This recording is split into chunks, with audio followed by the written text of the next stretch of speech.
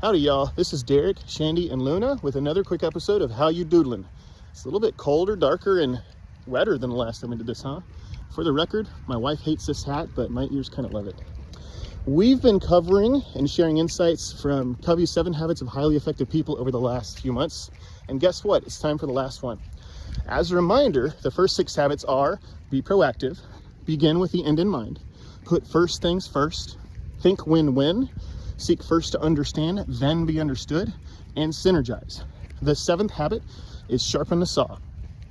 Basically, that just means it's an analogy for your brain. If you want your brain to stay sharp, you should probably sharpen it, right? It means that you should always be learning and refining your craft and to have a growth mindset, not a fixed mindset.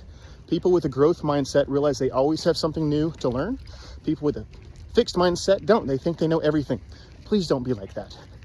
Abraham Lincoln once said that if he had an hour to chop down a tree, he'd spend the first 45 minutes sharpening the axe. And there's a reason that there's an analogy there with the wording of this habit, right? Now, you might be surprised to learn that formal education is just 10% of what we learn based on a lot of research. That doesn't mean it's not important, but the other 90% of exposure and experience is something that you should keep doing even after you get out of school. Now, how should you apply this habit? Well, there's 4 things that have worked for me really well. The first is to learn your tool set deeply. The things you use the most, there's always something interesting and new to learn to work more efficiently and effectively. For me, that's been Excel, but there's been a lot of other tools recently as well.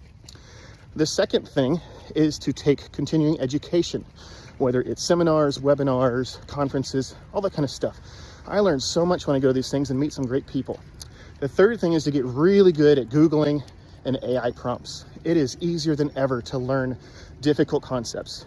And fourth, make sure to network with experts. Learn as much as you can from them. And of course, make sure that you pay it forward. The most successful people in the world are always reading and learning and innovating. And in a world that is constantly changing, make sure you don't get left behind. And if you need any more motivation, here's today's joke. I asked my son if he learned anything at school today, and he said, apparently not enough. They're making me come back tomorrow. Thanks for watching, everybody. I hope you learned something. See what I did there? Have an awesome rest of your day.